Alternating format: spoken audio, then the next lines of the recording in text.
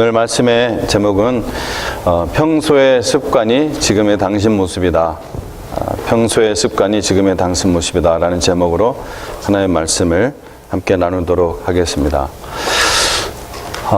교회들이 아무런 분별력 없이 무의식적으로 사용하는 그러한 잘못된 절기들이 있습니다. 모든 교회가 그러지는 않지만은 많은 교회들이 그렇게 무의식적으로 전통적으로 이렇게 해왔기 때문에 무의식적으로 이렇게 사용하는 절기들이 있어요. 그 중에 이 부활절 시기가 올 쯤이면은 많은 교회들이 이 사순절을 지킵니다. 사순절을 교회에서 얘기를 하고, 그래서 혹시 왜 우리 교회는 사순절이 되었는데 아무런 얘기가 없는가, 아무런 이야기도 안 하는가 하시는 분들이 혹시 있었다면, 아직 그런 분들은 없는 것 같은데 오늘 잘 들으시기 바랍니다. 간단하게 오늘부터 이제 제가 부활절 메시지를 전하기 때문에 간단하게 말씀을 드리도록 하겠습니다. 이게 굉장히 많은 이야기들이 있는데 히스토리를 얘기하다 보면 이 사순절이란 일단 무슨 말이냐면은 사가 이제 넉사자고 순자가 십순자입니다. 그러니까 오순절이라는 그런 말하고 똑같은 거예요. 오수는 50일이죠. 그죠? 사수는 40일이라는 뜻이에요. 그러니까 사순절이라는 것은 부활절 그 주일까지 그 주일을 제외한 40일 이 기간을 말합니다. 근데 이 사순절 기간 자신의 죄를 대속하기 위해서 십자가를 달려 고난당하신 그 예수님의 그 고난과 그 죽음을 묵상하며 지내는 기간이라는 것이 보통 사순절이라고 하죠. 근데 그 의미는 상당히 이제 그럴듯하지만 하나님의 뜻과는 상관없이 사람들이 정해서 하는 것입니다. 이 사순절은 성경의 어떤 부분과도 연관성이 전혀 없는 심지어 이교도적인 그러한 풍습에서 나온 행위입니다. 초대교회 사도들이 사순절을 지켰습니까? 또 속사도, 그러니까 사도 이후의 사람들을 이제 속사도 교부들이라고 하는데 이 속사도 교부들이 사순절을 지켰습니까? 성경 어디에 또 사순절을 지키라는 그러한 말씀이 있습니까? 또요, 종교개혁자들이 종교개혁을 할 때 이 종교개혁자들이 사순절을 언제 지키라고 했습니까? 오히려 이 종교개혁자들은 사순절이 교회의 절기가 아니기 때문에 심지어 미신적이라고 말하면서 폐지해야 된다고 얘기했던 절기가 이 사순절절기입니다. 심지어 칼빈도 그때는 벌써 사순절을 미신적으로 지키는 풍습이 있었다라고 이렇게 기록을 해놓고 있습니다. 그래서 여러분 이 사순절이라는 것에 대해 그 전통에 대해서 좀 더 알고 싶으시면은, 자세히 알고 싶으면은 여러분 알렉산더 이슬롭이라는 사람이 있습니다. 알렉산더 이슬롭. 두 개의 바빌론이라는 아주 유명한 이건 초교파적으로 캐톨릭에서도 유명한 책입니다. 그 책을 읽어보시면은 이게 나옵니다. 자세히 나옵니다. 아주. 자, 이번 달 암송 말씀은 요한복음 14장 6절 말씀입니다. 요한복음 14장 6절 말씀. 여러분 잘 아는 말씀이죠? 뭐죠? 내가 곧 길이요 진리요 생명이니 나로 말미암지 않고는 아버지께로 올 자가 없느니라. 우리가 잘 아는 말씀입니다. 이건 굳이 이제 어느 정도 암송을 하고 있는 말씀이니까 여러분 한 번 이렇게 쉬고 가는 달이다 이렇게 생각할 정도로 너무나 유명한 말씀이죠. 근데 이제 2주 후면은 다음 주니까요. 2주 후면 부활주일인데 요한복음에서 이 말씀을 중심으로 해서 예수님의 그 부활까지 우리가 이제 여행을 할 것입니다. 그러니까 차분하게 좀 앉아서 그 예수님께서 이 부활할 때까지 있었던 약 일주일 동안에 있었던 그 일련의 사건들을 우리가 조용히 좀 묵상해 보는 시간이 되기를 바랍니다. 예수께서는 이 요한복음 오늘 우리가 읽었던 우리 본문 말씀 있잖아요. 이 말씀을 하시고 약 몇 시간 뒤에 가룟 유다가 로마 군대와 또 그 대제사장들의 패거리들을 몰고 와서 자신을 잡아가실 것을 이미 알고 계신 상태에서 이 말씀을 하신 거예요. 바로 몇 시간 뒤에 이 일이 일어납니다. 몇 시간 뒤에.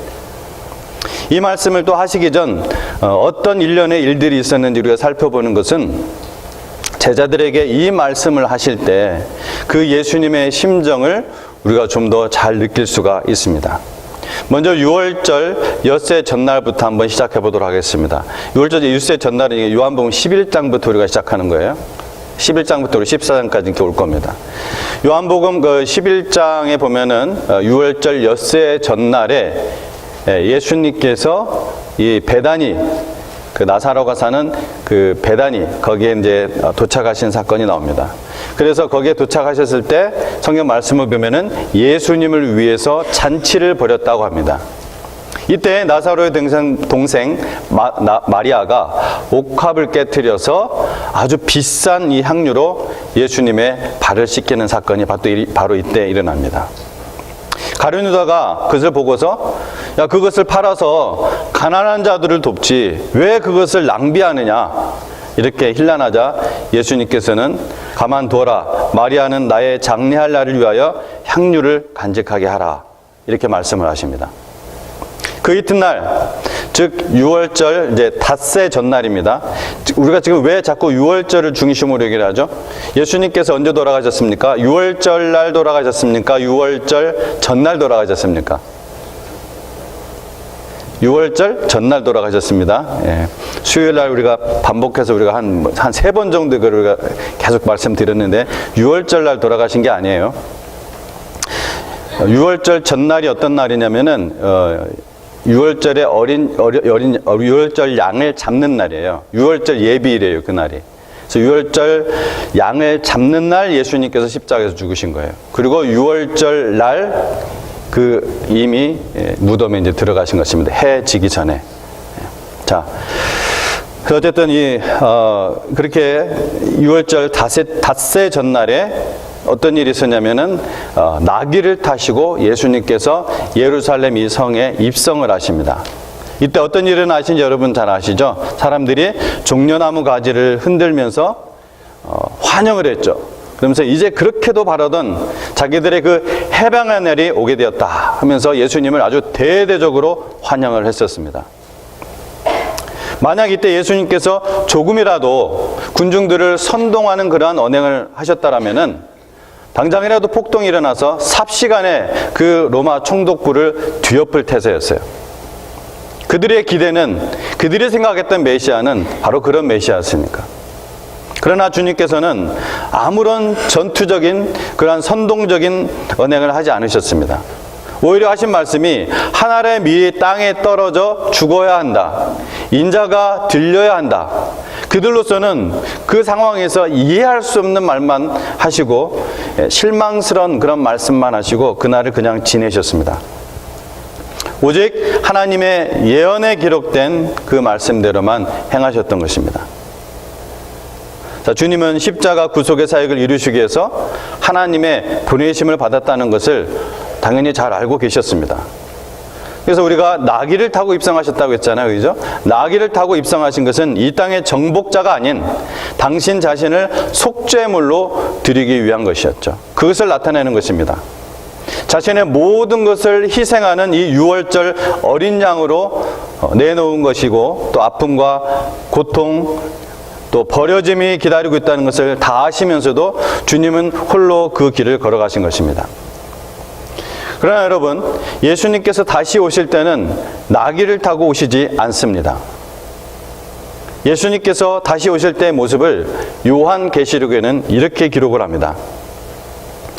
요한계시록 19장 11절에서 16절인데요. 또 내가 하늘이 열린 것을 보니 보라, 백마와 그것을 탄 자가 있으니 그 이름은 충신과 진실이라.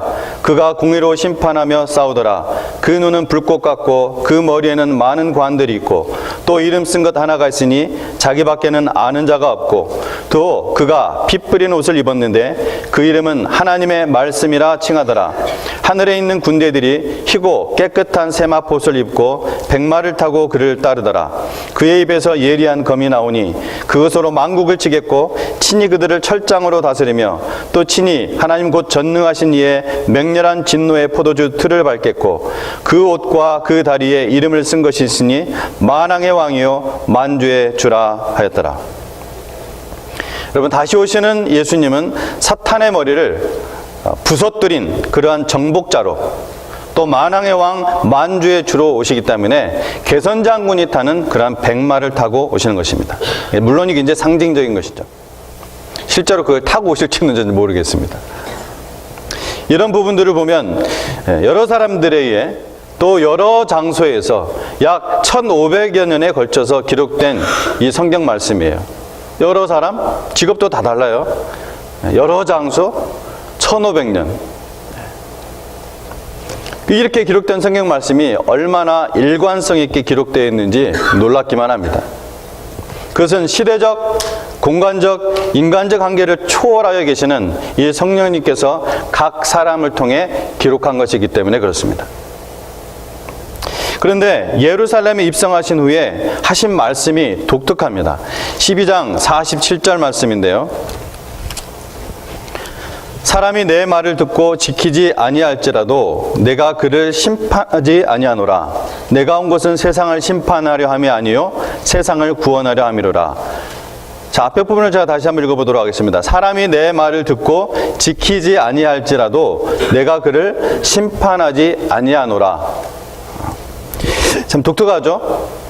참고로 이 말씀만 딱 띄어가지고서 요절 삼아 외우는 분들이 많습니다.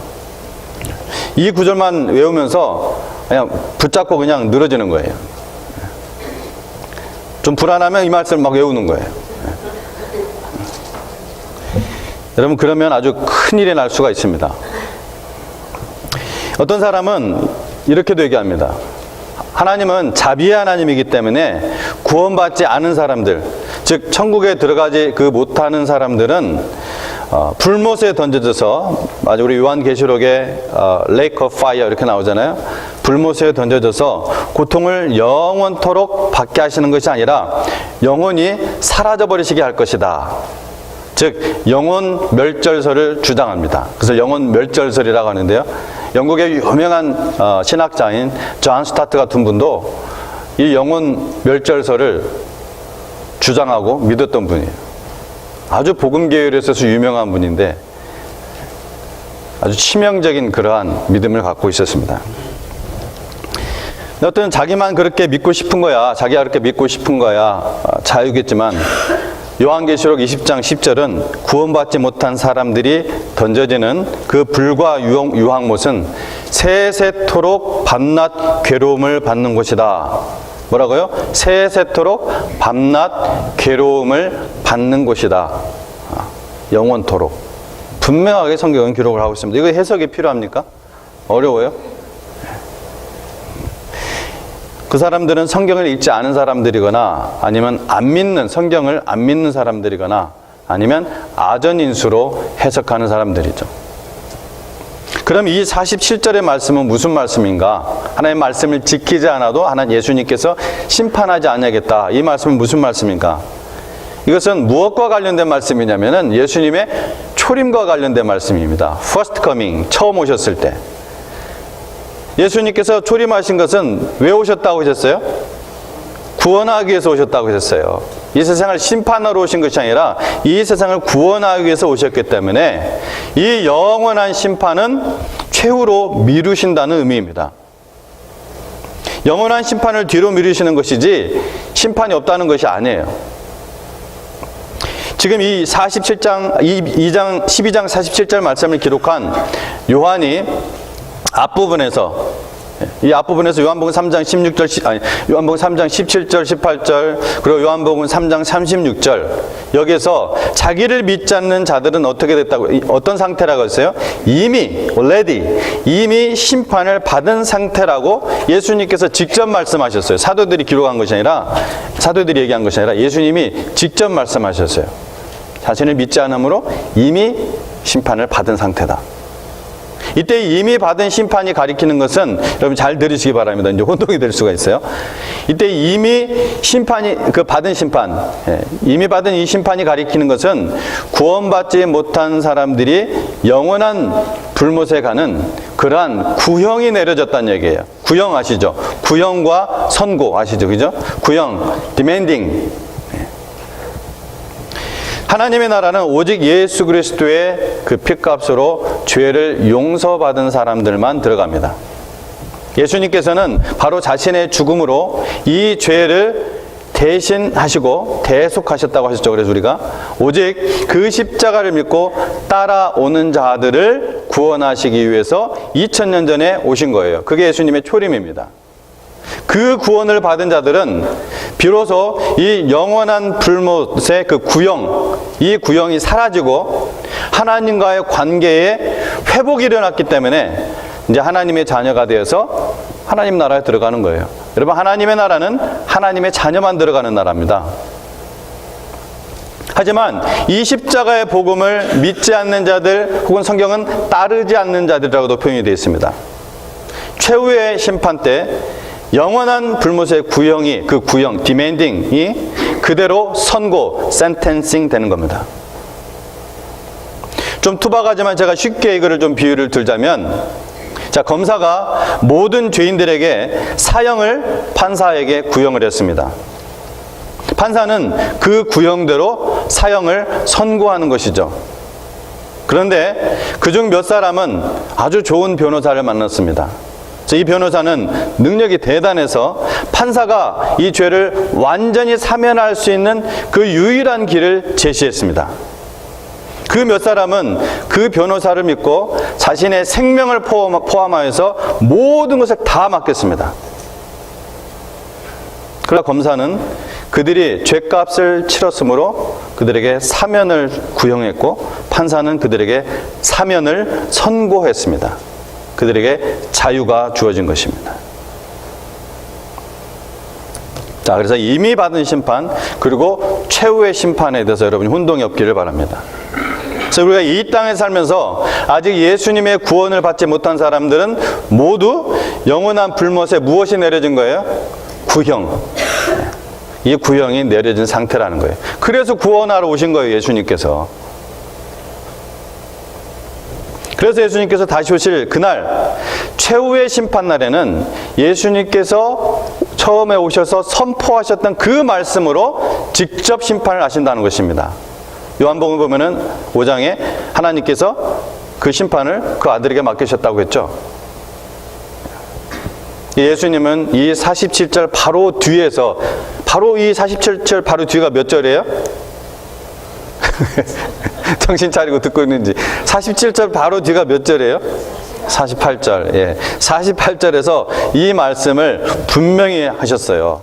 48절 말씀에 나를 저버리고 내 말을 받지 아니하는 자를 심판할 이가 있으니 곧 내가 한 그 말이 마지막 날에 그를 심판하리라. 악인들 중에 이런 말 하는 사람들이 있습니다. 혹은 악인들이 아니더라도 예수님을 정말 믿지 않고 전혀 모르는 사람들은 충분히 이해가 갑니다. 저도 그랬었으니까. 신이 있으면 지금 나를 죽여보라고 그래.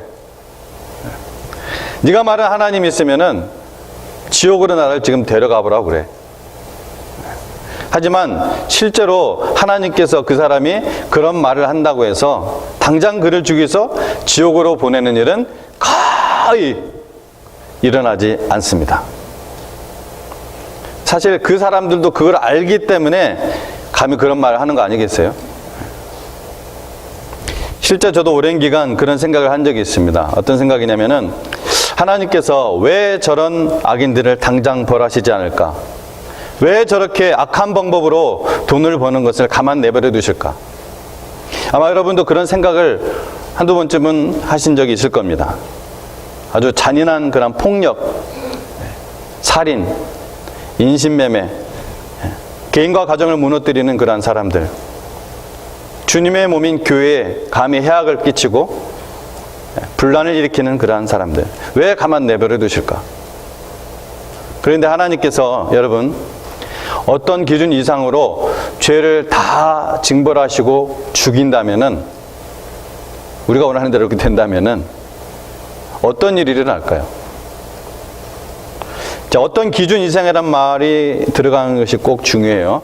왜냐하면은 하나님의 지극하신 그 거룩하심 앞에서는 우리 모두는 죽을 죄인들에 불과하기 때문에, 우리가 어떤 기준이 없으면, 어떤 기준 이상, 이런 기준이 없으면 지구상에 남을 사람이 한 명도 없기 때문입니다.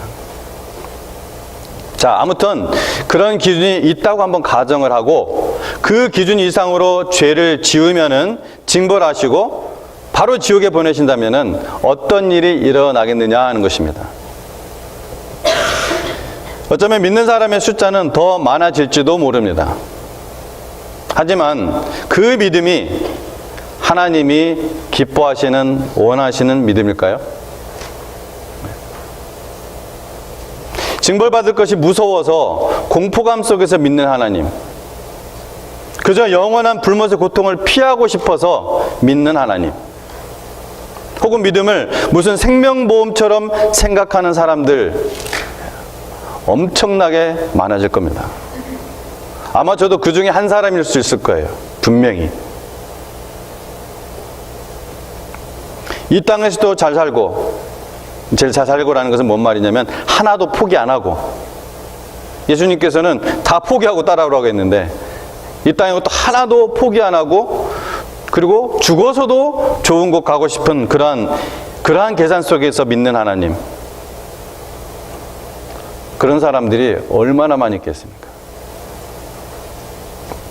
하나님은 그러한 나이브한 믿음을 결코 원하시지 않습니다. 그런 믿음을 원하셨다면 우리에게 완전한 자유를 주시지도 않으셨습니다. 선악과를 못 먹도록 아예 프로그램화해서 처음 우리를 만들 때부터 죄를 못 짓도록 만들어 버리시면 됩니다. 그런데 모든 인간은 하나님을 믿지 않을 수 있는 자유, 거절할 수 있는 자유, 배신할 수 있는 자유를 다 받았습니다.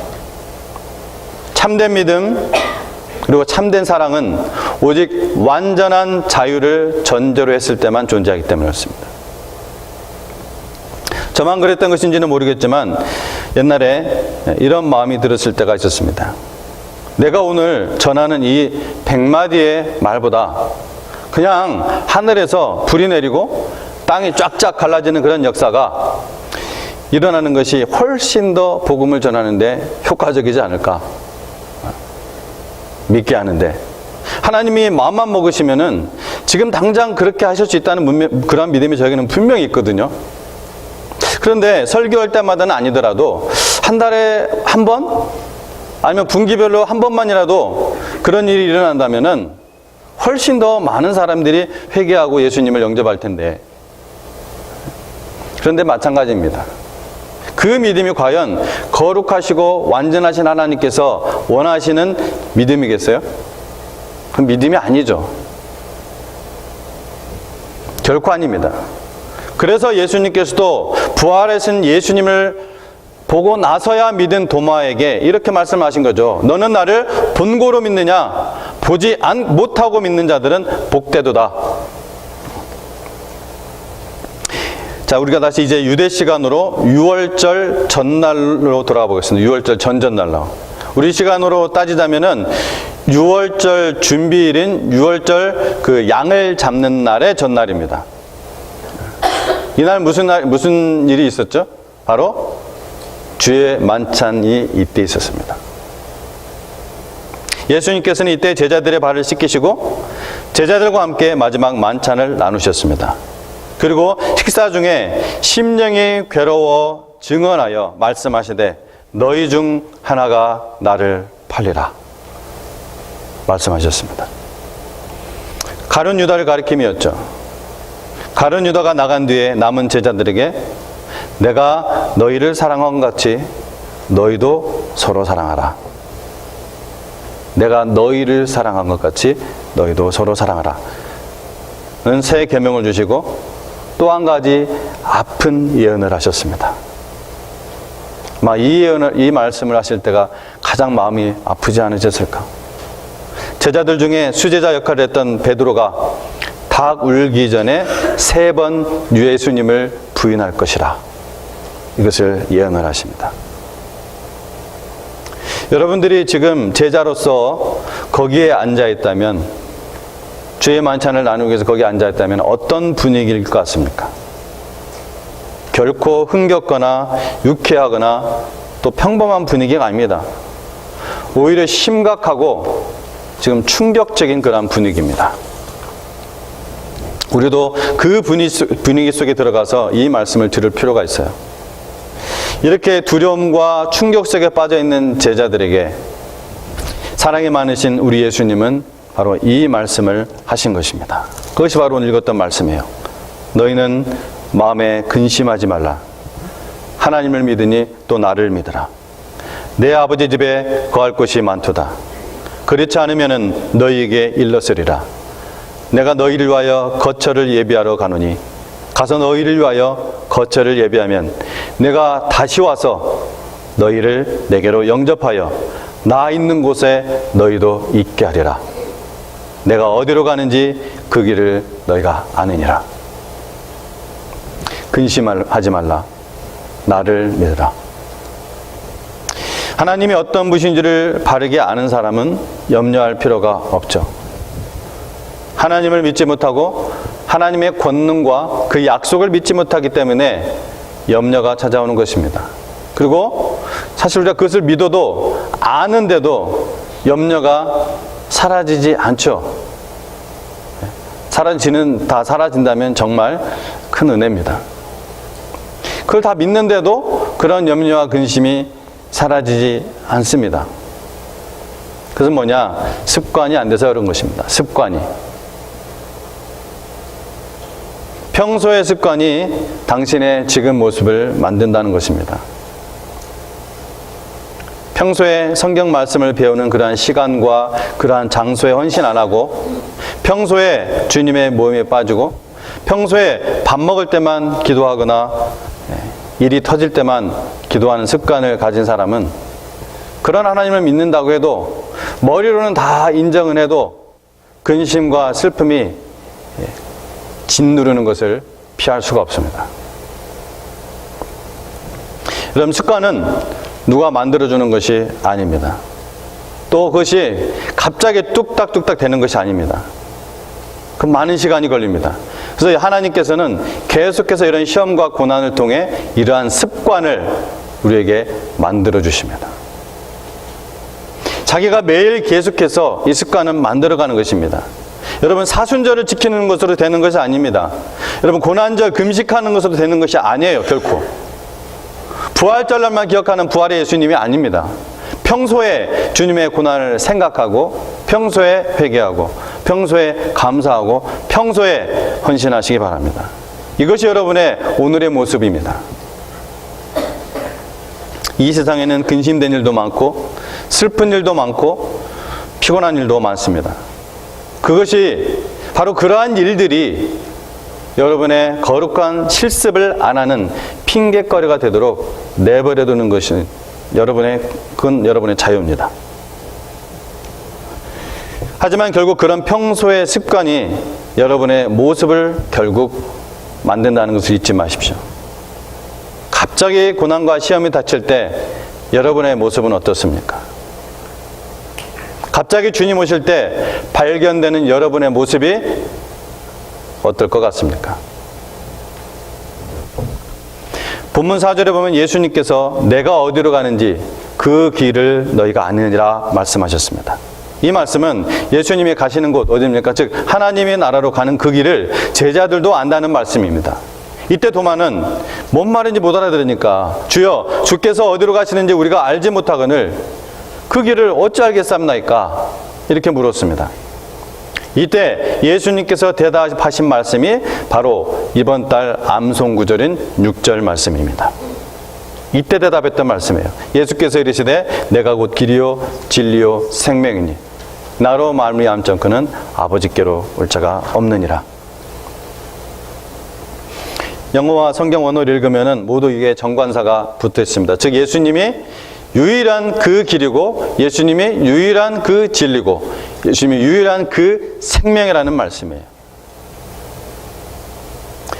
예수님이 길에 대해서 진리에 대해서 생명에 대해서 가르치러 오셨을 뿐만 아니라 바로 예수님 자신만이 바로 그 길이고 그 진리고 그 생명입니다. 하나님의 사랑하시는 자녀 여러분, 이 세상에는 근심과 걱정이 한순간도 끝나지 않습니다. 이별과 죽음이 예정된 지구라는 그러한 배를 타고 가는 우리가 승객들입니다. 오늘 이 아침 지구의 승객들과 같은 우리들에게 신실하신 우리 주님이 주시는 격려의 말씀을 들었습니다. 너희는 마음에 근심하지 말라. 하나님을 믿으니 또 나를 믿으라. 내 아버지 집에 거할 곳이 많도다. 내가 다시 와서 너희를 영접할 것이다. 내가 곧 그 길이요 그 진리요 그 생명이다. 여러분, 이 말씀을 믿고 평소에 인내로 거룩한 습관을 만들어 가시면서 평안 가운데 승리하며 사시는 여러분 되시기를 주의 이름으로 축원합니다. 기도하겠습니다. 하나님 아버지 감사합니다. 오늘도 이 아침에 하나님의 생명의